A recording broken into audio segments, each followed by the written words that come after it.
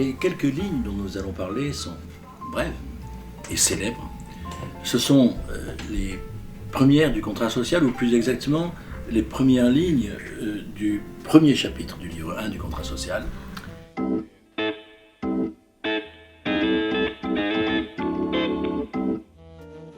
L'homme est né libre, et partout il est dans les fers.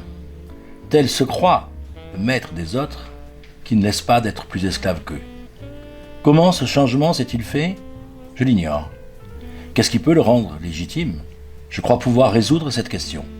Lorsque on a ce célèbre Équipite en tête bien souvent, on ne peut-être prend pas la mesure de ce que cet ouvrage est en un sens le résultat de décennies de réflexion de la part de Rousseau. Et de ce point de vue, il est aussi le résultat non seulement d'une évolution dans sa pensée, mais de décisions qu'il a prises, des décisions d'ailleurs majeures, dont ces premières lignes sont non seulement l'expression, mais une déclaration consciemment et rigoureusement énoncée. L'homme est né libre et partout il est dans les fers. Opposition, je dirais, violente, construite sur un double registre. En effet, lorsque Rousseau dit « l'homme est né libre », il faut entendre deux énoncés sur cette même proposition. La première est un énoncé qu'on pourrait dire généalogique. L'homme est né libre, c'est un fait, par sa nature il l'était, et à ce moment-là c'est un passé, et c'est un passé révolu, auquel s'oppose la réalité de l'existence actuelle des hommes, ce que Rousseau appelle nos sociétés modernes, et que cette réalité, c'est celle d'une servitude généralisée. Mais, d'un autre côté, ce même énoncé, l'homme est né libre, doit s'entendre, au sens du parfait latin, comme un résultat, et donc un résultat qui reste actuel. L'homme est libre par nature, et le reste. La violence de la contradiction est d'autant plus grande. Je dirais non seulement qu'elle est la contradiction entre ce qui a été et ce qui est, mais entre deux réalités présentes. La liberté fondamentale qui est dans l'homme et qui ne peut pas, on le verra, être aliénée, dont lui-même ne peut pas se défaire, et en même temps qui est littéralement annihilée dans les sociétés actuelles. Ce constat, c'est un double constat de réalité sur la réalité des sociétés présentes et sur la réalité de ce qu'il appelle, dans le second préface du second discours, la nature actuelle de l'homme, qui n'est plus et qui ne peut plus être celle qu'elle a été. Quant à la servitude, affirmée partout, il est dans les fers, on entend communément, ici simplement, que les sociétés sont des sociétés de servitude, dans lesquelles les uns commandent et les autres obéissent, dans lesquelles les uns sont les maîtres et les autres les esclaves ou les serviteurs. Oui, c'est cela. Mais autre chose encore, tel se croit le maître des autres, qui ne laisse pas d'être plus esclave qu'eux. Cet énoncé a une autre pertinence, une autre conséquence sur ce qu'il en est de la servitude. Dire que les sociétés dans lesquelles nous vivons sont des sociétés de servitude ne consiste pas à dire que ce sont des sociétés dans lesquelles les uns sont libres et les autres servent, mais à dire que tous ceux qui vivent dans des sociétés, d'une modalité ou d'une autre, sont esclaves, vivent sous le régime de la servitude. Pourquoi Rousseau dit-il que les maîtres sont sous le régime de la servitude ?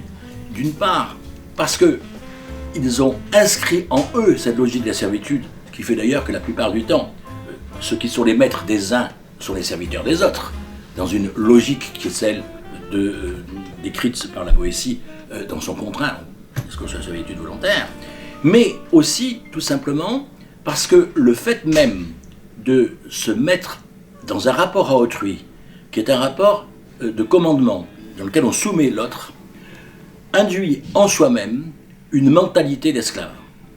Et ça, c'est une dimension libertaire de la pensée de Rousseau. Il y a une espèce d'aversion pour le fait de commander, pour le fait de se faire obéir chez lui, qui est aussi grande que l'aversion, pourtant elle l'est, qu'il a pour le fait d'obéir, d'être contraint, d'être un serviteur. Mais bien sûr, cette incise entre guillemets a pour objet principal de nous dire, de caractériser le régime d'existence de l'humanité et la servitude. Comment ce changement s'est-il fait? Je l'ignore. Cette proposition est l'expression de peut-être l'une des plus grandes décisions théoriques, épistémiques que Rousseau ait prises dans l'ordre de sa pensée politique.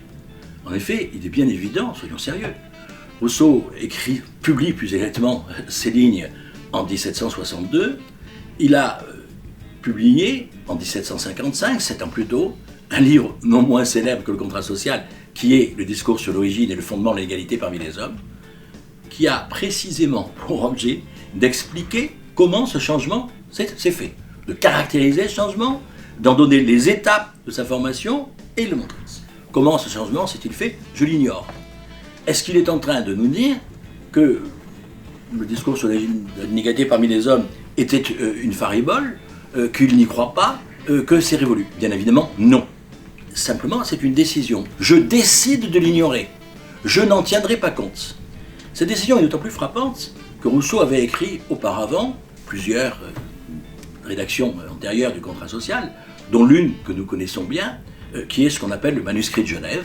Dans cette première rédaction du contrat social, il faisait l'inverse de ce qu'il fait ici, c'est-à-dire qu'un premier chapitre discutait de la question de savoir s'il y avait une naturalité de la vie sociale des hommes, et cette discussion, il l'a menée en reprenant les résultats, la thématique de son second discours, cette genèse, entre guillemets, de la servitude. Donc, le changement a eu lieu, et Rousseau déclare ici tranquillement, je l'ignore. Pourquoi il décide de l'ignorer? Parce qu'il change de terrain. Deuxième aspect de cette décision négative, entre guillemets, de laisser de côté ce qui est acquis dans le discours sur l'origine de l'égalité, correspond à l'autre décision qu'il a prise au même moment, de changer le titre du contrat social, ou clairement son sous-titre, qu'il intitule désormais « Principe du droit politique » du contrat social ou « Principe du droit politique ». Cet énoncé dit très précisément ce qui se passe. Ce qui est l'objet du contrat social, c'est le droit politique. Pour penser ce droit, il prend plus exactement la décision de faire comme s'il ignorait les conditions qui ont produit cet état contradictoire de liberté et de servitude. Et, bien entendu, il exprime cette décision. Qu'est-ce qui peut le rendre légitime? Qu'est-ce qui peut rendre légitime l'état social tel qu'il est? Il faut bien voir la conséquence de ce que dit ici Rousseau. C'est qu'il entérine le fait que ce changement a eu lieu.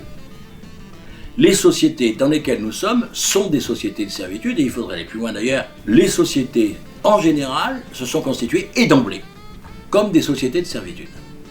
Ce changement donc, il est là, il est irréversible, on ne repart pas sur l'utopie, l'idée, entre guillemets, d'un recommencement à partir de ce qui aurait été la nature de l'homme, l'existence libre.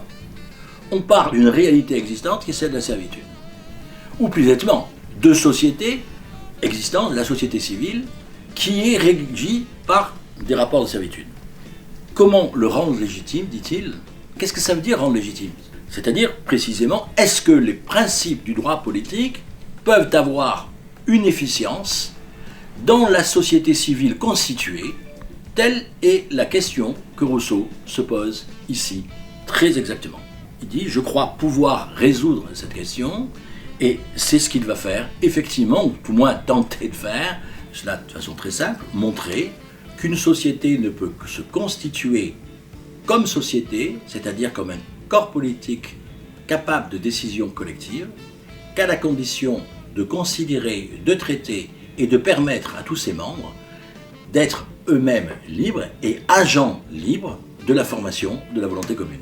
En d'autres termes, les rendre légitimes, c'est les constituer sur un principe de liberté.